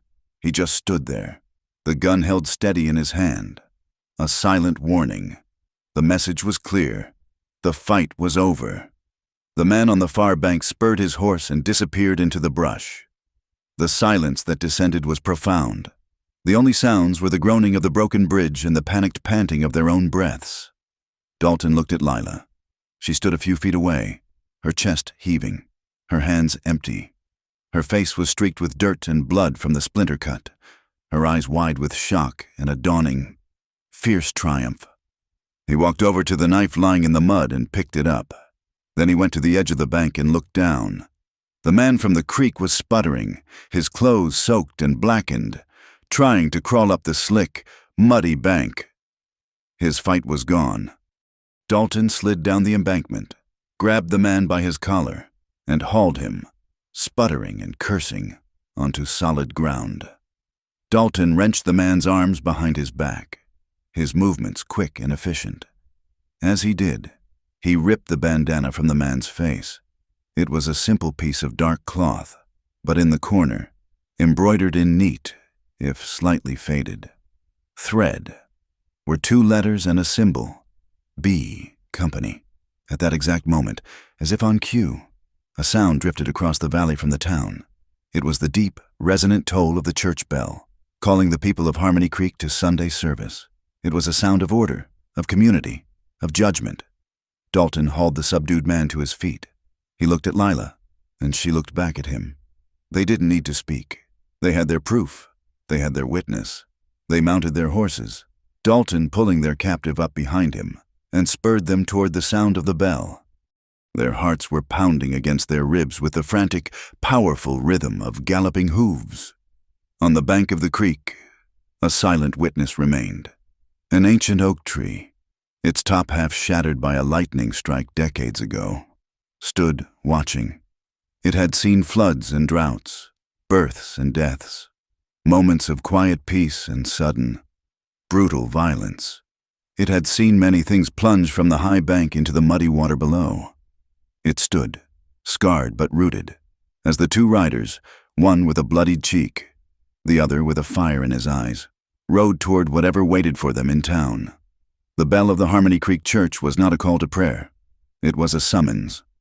As Dalton and Lila rode down the main street, their captive slumped between them. The sound of it pulled people from their homes and businesses like a tide. Doors opened. Faces appeared in windows, and a low murmur, a current of shock and speculation, followed them up the dusty road. They were a startling sight. Dalton, his face a grim mask of dust and dried sweat, his knuckles raw. Lila, her hair a wild tangle, a streak of blood stark against the paleness of her cheek, her eyes burning with a feverish intensity. They did not look like victims. They looked like survivors who had brought the battle with them. The congregation was already spilling out onto the church steps. Their Sunday hymns interrupted. They parted like a river around a stone as Dalton reined in his horse. He dismounted, pulling the sputtering, mud-soaked man down with him. He shoved his captive toward the steps, into the waiting custody of 2 stunned ranchers. "He works for Cyrus Bale," Dalton announced, his voice a low, carrying growl that cut through the murmurs. "And he tried to kill us." The statement, stark and brutal, hung in the morning air. Inside the church, the organ music had died. A profound, watchful silence fell over the crowd. From within the dark doorway of the church, a figure emerged. Reverend Eldon Pike was a tall, spare man, his face a roadmap of his 70 years spent under the Arizona sun. He was both the town's spiritual guide and its only justice, a man whose authority was derived not from a law book, but from the unshakable weight of his own moral center. He looked from Dalton's hard face to Lila's defiant one, his gaze finally settling on the captured man. "Bring them inside," he said. his voice calm but resonant with an authority no one dared question. The Lord's house has heard confessions before. The church was not a courtroom, but it became one. The townspeople packed the wooden pews, their Sunday finery a strange contrast to the grim proceedings. Light filtered through simple stained glass windows depicting biblical scenes of toil and deliverance fell in colored patches on the dusty floor. The air smelled of old wood, beeswax, and the faint, collective scent of human anxiety. Dalton and Lila stood before the altar, the captured man held between them. Reverend Pike stood behind the simple wooden pulpit, his Bible closed before him. This was not about scripture. This was about the laws of men. Before Pike could speak, the main doors of the church swung open, and Cyrus Bale strode down the aisle. He was impeccably dressed, his face a mask of controlled, righteous indignation. He did not look at Dalton or Lila. He addressed himself solely to the preacher. "Reverend," he began, his voice smooth and laced with outrage, "I demand an explanation for this circus. This man," he gestured dismissively at Dalton, "is a debtor on the verge of defaulting on a legitimate loan. He has concocted this fantasy, this violent charade, to slander my name and evade his financial responsibilities." He stepped forward, pulling a folded document from his inner coat pocket. He slapped it down on the altar rail with a sharp crack that made people jump. It was the promissory note. "This is the only truth that matters in this room," Bale declared, his voice ringing with confidence. "A contract, a debt. Whether his barn burns by accident or incompetence is his concern. Due is due, the date is the date." His logic was cold, sharp, and, to many in the room, unassailable. He was the world they understood, a world of numbers, deadlines, and consequences. Dalton took a step forward, his hand clenched into a fist. "He sent these men to—" "Quiet, Mr. Rook," Pike said, his voice cutting through Dalton's anger. He held up a hand. "Everyone will have their turn." He looked at Cyrus Bale. "Your claim is noted. Mr. Bale, now, let us hear theirs." Pike nodded to Dalton. This was the moment. The town was watching, their expressions a mixture of fear, morbid curiosity, and doubt. Dalton was a man of action, not words. He felt clumsy, his anger a poor tool in this new arena. He looked at Lila, and she gave him a small, almost imperceptible nod. It was enough. He began, his voice low and tight, recounting the events of the last few weeks, the petty sabotage, the jammed barn door. He spoke of the red clay. Then he reached into his saddlebag, which he'd brought with him, and pulled out his own neckerchief, still folded around its precious contents. He walked to the altar, the same place where communion was served and baptisms were performed, and carefully unwrapped it. A small pile of rusty red clay sat on the white linen of the altar cloth. "This came from the boots of the men who sabotaged my barn," Dalton said. "It's from the clay pit on Cyrus Bale's land." A wave of whispers rippled through the pews. It was a connection, but a thin one. Then Lila stepped forward. She held the small tin chalk box in her hands. All eyes were on her. The cold widow, the subject of so much gossip. She had never spoken publicly, had never defended herself. Now, she stood before them all, her voice quiet but clear, imbued with the steady cadence of a teacher. "Last night," she said, "we followed the tracks to the pit. We found what they were planning to use." She opened the tin box. The congregants leaned forward, straining to see. She did not pull out a weapon or a contract. She pulled out a flimsy, mud-stained scrap of paper. "We found this receipt for the delivery of flammable materials." She placed it on the altar beside the clay. "The initials are for Cyrus Bale and Company." The whispers grew louder. This was more than suspicion. This was evidence. Finally, Dalton grabbed the bandana from around his captive's neck and threw it onto the altar. "And this," he said, his voice dropping, "has the same mark. He was wearing it when he tried to put a knife in me this morning." The 3 pieces of evidence lay there on the sacred cloth. The mud, the paper, the bandana. They were small, mundane objects, but in the solemn light of the church, They became heavy with meaning. They were the frayed edges of a dark truth, a truth that was beginning to unravel. Reverend Pike stared at the items on the altar for a long time, his expression unreadable. He looked at the captive, whose face was a mixture of fear and defiance. He looked at Cyrus Bale, whose confident smirk had begun to tighten at the edges. Finally, he looked out at his congregation, at the faces of the people who trusted him to find the path through the wilderness. "These are serious accusations," Pike said at last, his voice filling the silent church. "And this is damning evidence, but it requires verification." He looked directly at Cyrus Bale. "I am granting a period of 3 days. 3 days for Sheriff Donovan to investigate this matter fully, to question this man, and to examine your company's ledgers." He then turned his gaze on Dalton.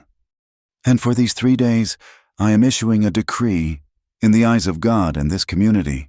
There will be no more acts of sabotage, no more threats, no more violence. This ranch and these people," he gestured to Dalton and Lila, "are under the protection of this town. Anyone who violates this peace will answer not just to the law, but to me." He brought his hand down flat on the pulpit, not with a bang, but with a heavy, final thud. The sound seemed to shake the very air. Then, as if to seal his judgment, the church bell in the steeple above them began to toll, a slow, deep, resonant peal that rolled out over the town and across the valley. It was a sound of order imposed, a warning and a promise. The hearing was over. Outside, the crowd dispersed in small, buzzing groups. The morning sermon forgotten, replaced by a far more compelling drama. The wind had picked up, kicking dust into the air, making people squint.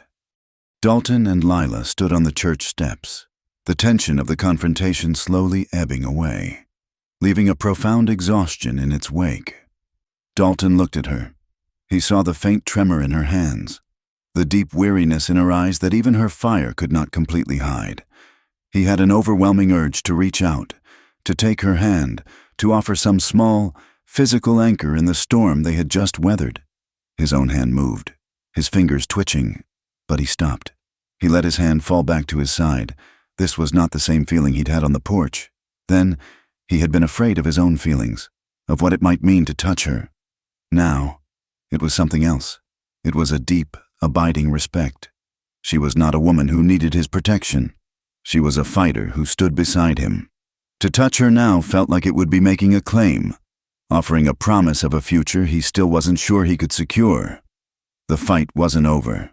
It had just begun. As if sensing his thoughts, Lila turned to him. A small, weary smile touched her lips. It was the first genuine smile he had ever seen from her, and it transformed her face. "When you're still fighting," she said softly, her voice almost lost in the wind. "Don't make promises. Just do." The words resonated deep inside him. Just do. She was right. Promises were for after the battle was won. Now was the time for action. And in that moment, an idea, born of her pragmatism and his desperation, took root. "The school," he said, "and the barn. They're two different problems, but maybe they have the same answer." The next day, a new notice appeared on the board outside the general store. It announced a town social to be held in 2 days' time on the grounds in front of the church. A barn and books fundraiser. There would be a pie baking contest, a roping competition for the children. All proceeds, the sign declared, would be split. Half to buy new books and a proper roof for Lila's school, and half to help fortify the Rook Hollow barn against future hardships. It was a bold move, a direct appeal to the heart of the community. It forced everyone to make a choice. To contribute was to stand with Dalton and Lila.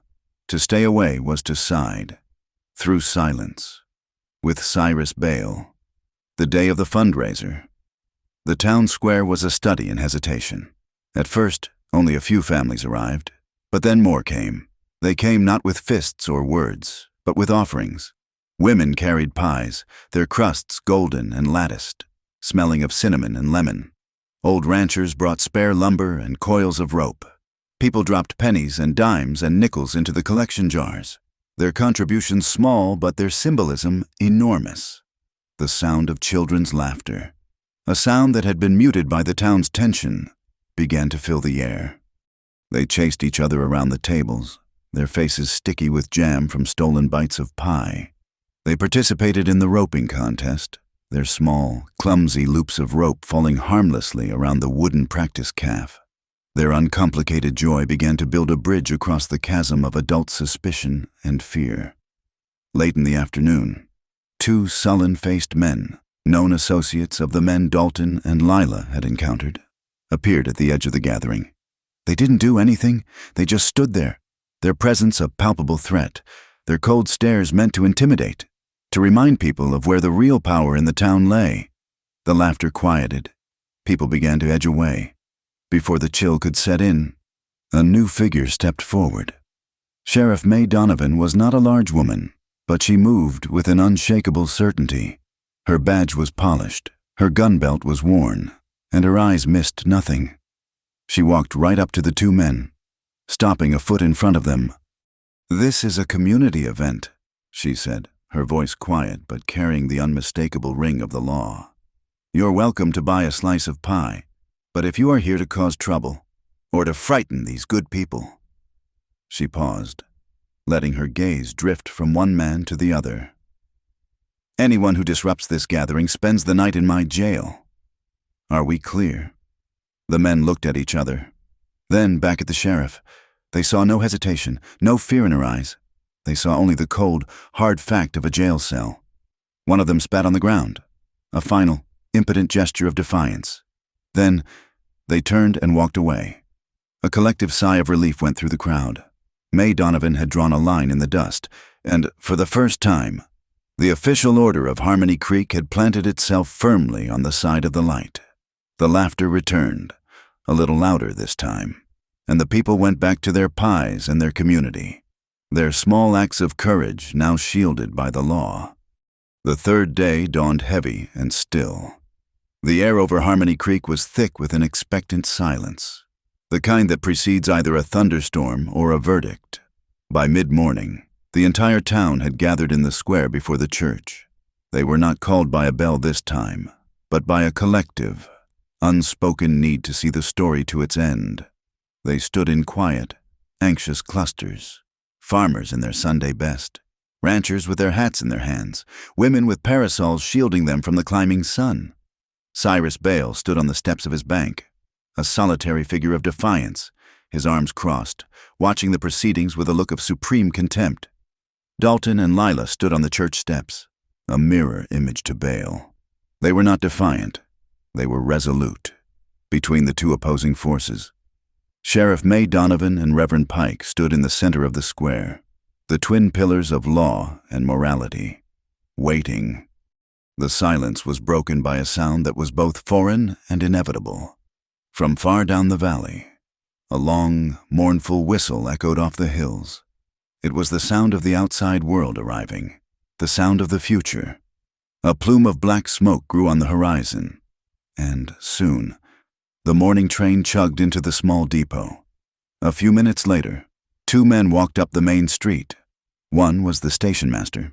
The other was a stranger, dressed in a crisp, dark suit and a bowler hat, a stark contrast to the dusty, sun-faded attire of the townsfolk. He carried a leather briefcase and moved with an air of brisk, urban efficiency. He stopped before Reverend Pike and Sheriff Donovan, giving them a curt nod. "Gentlemen, Sheriff, my name is Arthur Finch. I am a land agent for the Union Pacific Railroad." His voice was clear, precise, and held no trace of a Western drawl. "I was told my company's name has been invoked in a local dispute. Let me be unequivocally clear." He swept his gaze over the assembled crowd, his eyes lingering for a moment on Cyrus Bale. "The Union Pacific Railroad does not, has not, and will not engage in coercion, intimidation, or any illegal activity to acquire land. We negotiate fairly, or we find another route. We certainly do not hire local thugs to burn down barns." He snapped his briefcase shut with an air of finality. "Our reputation is worth more than any single spur line. Is there anything else?" His denial was so swift, so absolute and public, that it created a vacuum. If the railroad wasn't behind the pressure, who was every eye in the square turned from the railroad man to the banker? Cyrus Bale's confident smirk faltered for the first time. The foundation of his plan, the implicit threat of a powerful, faceless corporation, had just been demolished in a single, clean statement. It was into this vacuum that a new voice spoke, hesitant at first, but firm. "He paid us in cash." The voice came from the edge of the crowd. A man stepped forward, twisting the brim of a sweat-stained hat in his hands. He was a miner, one of the transient workers from the small silver claim up in the hills. A man with a little stake in the town's politics, but a great deal to lose. He was not one of the three who had attacked Dalton and Lila, but his face was pale with a fear that was clearly connected. "Paid who?" Sheriff Donovan asked, her voice sharp and focused. "Me. A few others." The miner stammered, refusing to look at Cyrus Bale. "We weren't supposed to hurt anyone. Just make things difficult for the rancher. Spook the cattle, break a few things. Speed up the sale. That's what he said." "Who said?" the sheriff pressed. The miner swallowed hard. "Not Bale himself. Never him direct. It was his assistant, Mr. Abernathy." A collective gasp went through the crowd. Abernathy was Bale's clerk, a quiet, weaselly man who was never seen without his ledger book. Cyrus Bale finally broke his silence. "This is preposterous," he boomed, his voice tight with fury. "This man is a liar, a common laborer trying to extort money." "Then you won't mind," Sheriff Donovan said, her voice dangerously calm. "If I have a look at your bank's petty cash ledger, the one your Mr. Abernathy keeps." Before Bale could protest, the sheriff was already moving. She walked up the steps of the bank, the crowd parting before her. She disappeared inside. The town held its breath. The minutes stretched out, thick with tension. Dalton and Lila stood motionless on the church steps, their hands clenched at their sides. When Sheriff Donovan re-emerged, she was holding a thick, leather-bound book. She didn't open it. She simply walked back to the center of the square and held it up for all to see. "A funny thing about accounting," she said, her voice carrying across the silent square. "Men who deal in secrets often forget to hide them in plain sight. There are a series of cash withdrawals over the past month, large sums paid out to day laborers for land surveys. But the dates of these payments line up perfectly with every act of sabotage at the Rook Ranch." She opened the book, and at the bottom of each entry, confirming the withdrawal, is a signature. She tilted the book so Reverend Pike could see. "The signature of your assistant, Mr. Bale." The trap had sprung. The light had been thrown into the darkest corner of the bank, and the creature hiding there had been revealed. The complex web of rumors, lies, and intimidation had been reduced to a single, damning column of numbers and a name. Reverend Pike stepped forward, his face etched with a profound, sorrowful gravity. He was no longer just a preacher. He was a judge, and this was his court. He looked at Cyrus Bale, and for the first time, the banker could not meet his gaze. "Cyrus Bale," Pike began, his voice low but carrying the weight of a final judgment. "This community placed its trust in you. You have used that trust as a weapon against one of our own." He raised his hand, silencing the angry murmurs that were beginning to swell from the crowd. "Therefore, I render this judgment. First, any and all late fees, penalties, or punitive charges associated with the Rook Hollow loan are declared null and void, as they are the product of a criminal conspiracy." A wave of relief, a collective sigh, passed through the crowd. "Second," Pike continued, his voice hardening, "the promissory note will be honored, but its terms will be amended. The due date is hereby extended. Payment will be due not by the calendar, but by the land itself. It will be due at the end of the next grazing season. When the herd is grown and the grass has given its bounty, the bank will wait for the season, as all ranchers must." This pronouncement was met with stunned silence, then a ripple of appreciative nods. It was a judgment of profound wisdom, tying the cold, hard letter of the law to the living, breathing reality of the land. "And third," Pike concluded, his gaze now fixed on the sheriff. The matter of the conspiracy to commit sabotage and the attempted murder of Mr. Rook and Miss Merrin is now a criminal matter. I expect the law to be pursued to its fullest extent. Cyrus Bale's face, which had been red with fury, was now the color of ash. His power, built on the perception of wealth and influence, had evaporated under the harsh sun of public truth. He was no longer a banker, a pillar of the community. He was just a man, exposed and defeated. The crowd did not cheer. There was no triumphant roar. The feeling that washed over them was not victory, but a deep, profound, and weary relief. It was the feeling of a long fever finally breaking. Fists that had been clenched in anger slowly uncurled. Shoulders that had been hunched with worry began to relax. They had stared into the face of a darkness within their own community, and they had seen it pushed back not by a hero with a gun, but by the quiet courage of two people, the steadfastness of the law, and their own collective will. The shadow had receded. As the sheriff led a stunned Cyrus Bale away, and the crowd began to disperse in quiet, thoughtful groups, Dalton turned to Lila. They were still standing on the church steps, the sun warm on their faces. The whole world felt new, scrubbed clean. "You pulled me from the fire," he said, his voice thick with an emotion he couldn't name.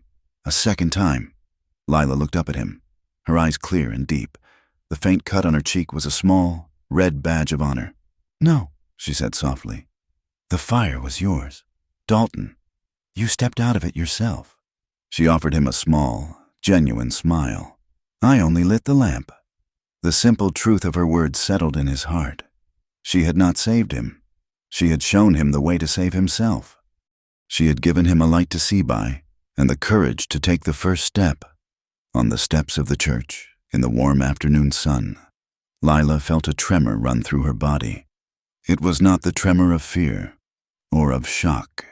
It was a new sensation, a deep, resonant hum that seemed to start in her soul and radiate outwards. It was the feeling of blood returning to a limb that had been numb for too long. It was the feeling of being truly, terrifyingly, wonderfully alive. Dalton saw the tremor, saw the unshed tears that made her eyes shine like stars, and he understood. In front of the remaining townspeople, in the full light of day, he reached out and gently touched her cheek, his thumb brushing away a speck of dust near the cut, and then he leaned down and kissed her. It was not like the kiss on the porch, stolen in the secret dark. This was a kiss as light as a whisper, a brief, gentle meeting of lips that was as simple and as profound as a promise. It was not a claim of ownership or a fiery declaration of passion. It was an acknowledgement, a quiet, public statement that replaced 1,000 ugly rumors with a single, beautiful truth. The cold widow of Harmony Creek was gone. In her place stood Lila Merrin, a woman who had taught a town, and a man, and herself, how to feel again. The immediate aftermath of the verdict was a strange, hollow quiet. The town, having held its breath for days, exhaled in a collective, weary sigh and returned to the familiar rhythms of life. The battle had been won, but the landscape of their lives had been irrevocably altered. For Dalton and Lila, the silence that fell was not empty, but filled with a vast, unspoken question of what came next. They had stood together in the fire, now they stood in the quiet ashes, and had to decide what, if anything, could be built there. The answer, for Lila, seemed to arrive a week later on the afternoon stagecoach. It was a thick cream-colored envelope, bearing the official seal of the Tucson Territorial School Board. It felt heavy in her hand, a weight of importance and possibility. Inside her small rented room, she slid it open with a hairpin. The letter was a formal invitation, a recognition of her qualifications and her quiet perseverance. It offered her a permanent position as the head teacher of a new, purpose-built school in Tucson. The building was described in glowing terms: brick walls, a real tile roof, glass in every window. The salary was double what she could ever hope to earn in Harmony Creek. It was a tangible future, a world of professional respect, stability, and safety. A world where she would be Miss Merrin, the respected educator, and nothing more. A world away from the ghosts and gossip of this small, dusty town. She read the letter 3 times, the crisp paper cool against her fingers. It was everything she should have wanted. It was a clean slate, an escape. But as she looked out her small window at the familiar, dusty Main Street, a strange and unwelcome melancholy settled over her. Tucson was a place without a broken wagon on a ridge, without a shared lantern in the dark, without a man who had seen the ice around her heart and had not tried to shatter it, but had simply waited for it to melt. That evening, she walked out to the Rook Hollow Ranch. The air was cool, and the setting sun painted the undersides of the clouds in shades of rose and violet. She found Dalton not in the main barn, but in the old, smaller one behind the church, the one Reverend Pike had first loaned to her for her school. He was sweeping it out, the rhythmic scrape of his broom the only sound in the fading light. The space was empty now, her makeshift benches and blackboard gone, but the faint, lingering scent of chalk dust and straw remained. She stood in the doorway, the letter, a folded square in her hand. He stopped sweeping when he saw her, leaning the broom against a post. "I received a letter," she said, her voice sounding small in the cavernous space. "From Tucson. They've offered me a position." Dalton's face remained impassive, but she saw a stillness come over him, a tightening in his shoulders. He simply nodded, waiting for her to continue.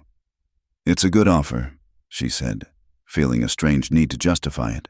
"A real school, a good salary." He looked around the empty barn, at the high rafters where dust motes danced in the last shafts of sunlight. His gaze was thoughtful, distant. "This is a good building," he said finally, his voice a low rumble. "Solid bones." He walked to the center of the barn and ran a hand over a thick, supporting beam. "It's a shame to let it sit empty." He turned to face her, his eyes finding hers in the gathering gloom. "I have a proposition for you, Miss Marin." He used her formal name, a sign of the seriousness of his intent. "It's not as grand as a new school in Tucson, but it's something." He took a slow breath. "Let's build a library here. For the town. For the children." He gestured to the empty space. "I have the timber. Enough to build shelves, tables, reinforce the roof. I'll contribute the wood. The labor." He looked at her, and his voice softened. "You contribute the books." The offer was so unexpected, so simple and yet so profound, that it stole the air from her lungs. A library, a house of words and ideas, rising from the dust of an old barn. It was a beautiful, impossible dream. It was a future she had never dared to imagine. It was a future rooted right here, in the heart of Harmony Creek. But with that beautiful image, a cold tendril of her old fear snaked around her heart. She saw the picture clearly, Dalton, strong and capable, building and providing, and herself, the grateful woman at his side. The town would see it too. They would no longer whisper about the cold widow, but they would begin new whispers, softer, perhaps kinder, but just as confining. They would talk of the rancher and his schoolteacher. She would become an extension of him, her identity subsumed into his. The old, familiar numbness, the ghostly chill of the woman who felt nothing, began to stir in its grave. It was a defense mechanism, a retreat into the safe, frozen country of solitude. She was terrified of becoming a shadow, an appendage to a man's life, no matter how good that man was. "I can't," she whispered, the words tasting of ash. "I can't be the woman who stands behind the man. I fought too hard to learn how to stand on my own." Dalton watched the struggle on her face, the way the light in her eyes flickered and dimmed. He saw the return of the fear she had carried on the ridge. He understood, with a clarity that surprised him, that her fear was not of him, but of disappearing. He didn't argue. He didn't try to persuade her with words. Instead, he did something that would change everything. He slowly reached up and untied the dark blue neckerchief from around his neck. It was the one she had washed for him, the one he had worn every day since. It was a piece of him, a part of his identity. He held it for a moment, the worn cotton soft in his calloused hand. Then, He stepped forward and gently placed it into her palm. "Co-owner," he said, his voice quiet but firm, leaving no room for doubt. "This isn't my library that you help with. It's ours, my wood, your books, my labor, your knowledge." He looked directly into her eyes, and the sincerity she saw there was a physical force. "There are no shadows here, Lila. Only ground to build on. Together." She looked down at the neckerchief in her hand. The simple, embroidered R seemed to pulse with a life of its own. It was not a gift of affection. It was a contract, a deed. It was an offering of true and absolute partnership. He was not asking her to join his world. He was asking to help her build a new one they would both own.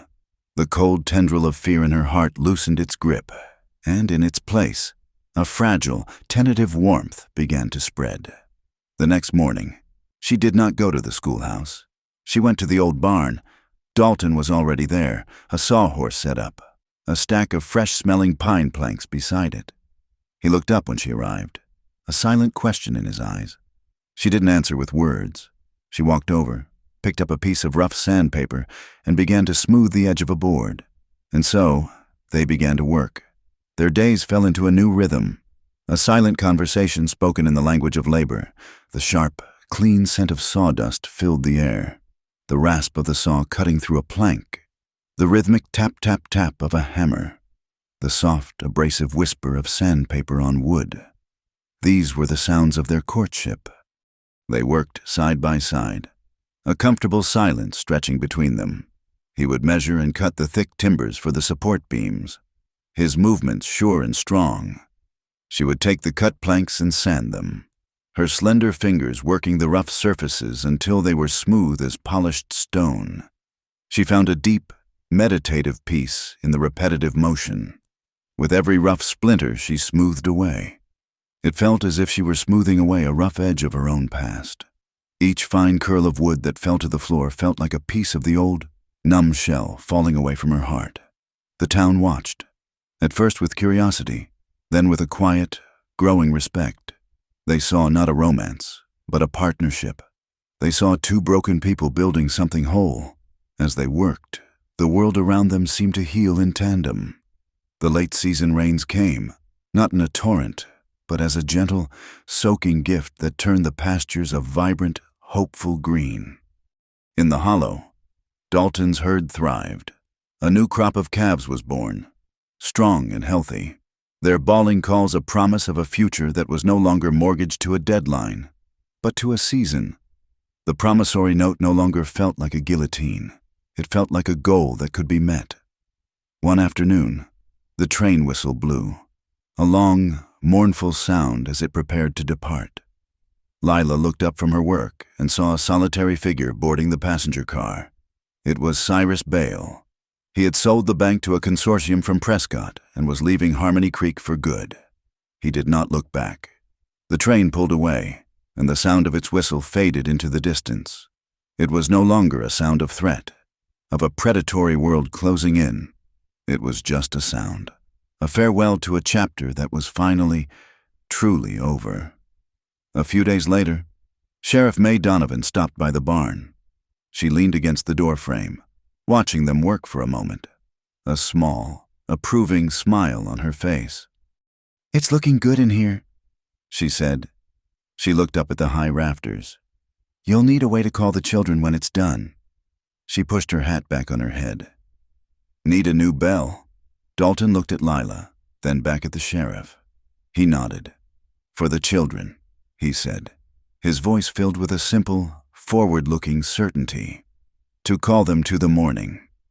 That evening, Lila sat in her small room. The Tucson letter lay on the table. Beside it, she placed a fresh sheet of paper, an inkwell, and a pen.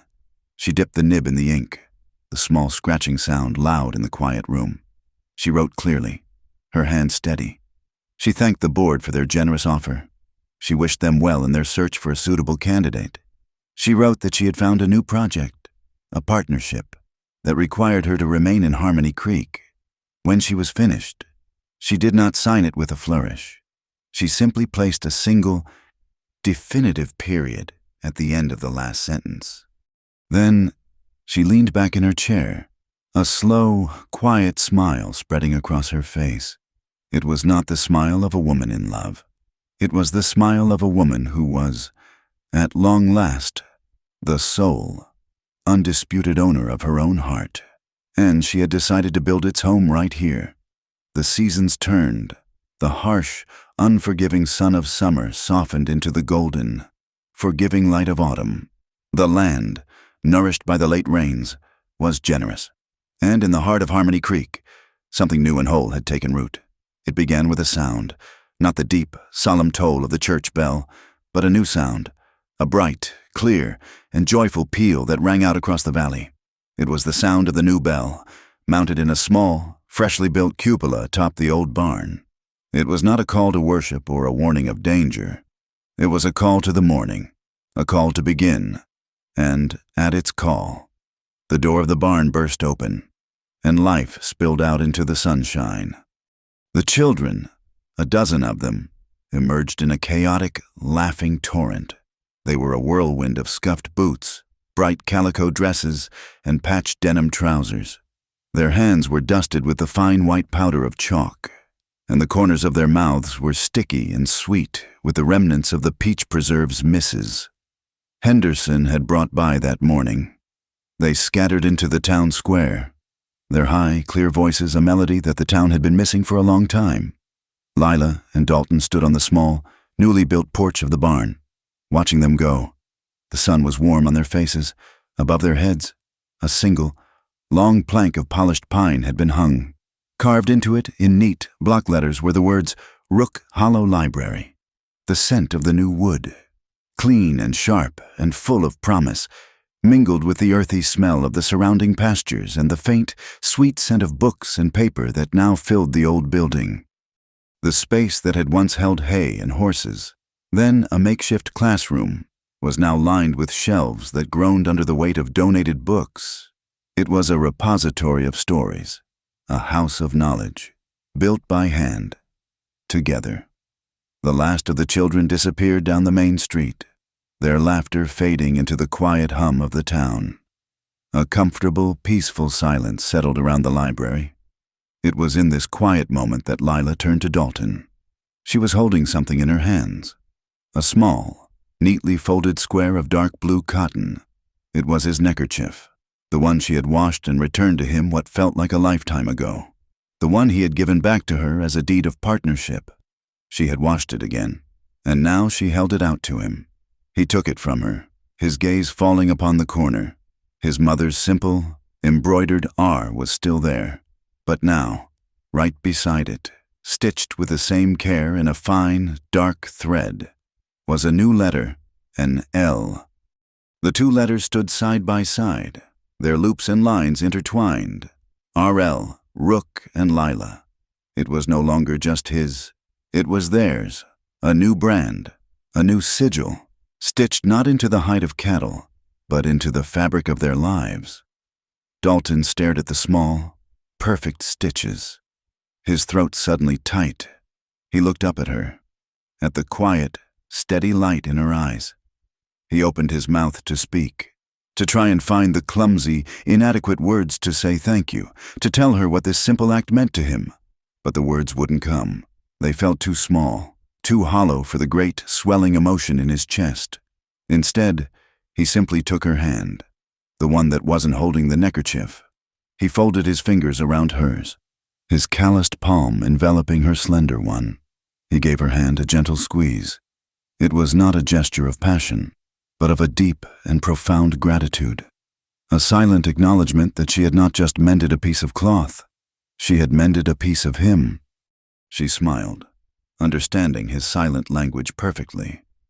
"Let's walk," she said softly. They walked away from the library, their hands still linked, down the gentle slope toward Cottonwood Creek.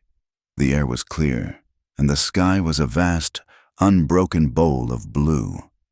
They walked to the place where the old, broken bridge had once stood. A new, sturdier one had been built by the townspeople, a symbol of their renewed sense of community. But they stopped just before it, near the bank where the ancient, lightning-scarred oak tree stood. The tree was a testament to survival. Its top half was a jagged, splintered ruin, a memory of a violent past. But from the gnarled, scarred trunk, a miracle had occurred. A cluster of new, bright green shoots had emerged, their leaves tender and translucent in the morning sun. They reached for the sky, a defiant, vibrant testament to the fact that life could find a way to begin again, even from the deepest wounds. It was a sight that needed no explanation. It simply was. They stood there for a long time, looking at the tree, listening to the gentle murmur of the creek. "They said I would never feel again," Lila said, her voice a near whisper, a thought-given voice. She turned to look at him, her expression one of wonder, not sadness. "All this time, I thought I wanted you to prove them wrong." She shook her head slowly, a look of profound realization on her face. "But you didn't. You never tried to force a feeling out of me. You never tried to fix me." She paused, searching for the right words. "You just were there." The simple truth of it hung in the air between them. He hadn't been a hero charging in to save her.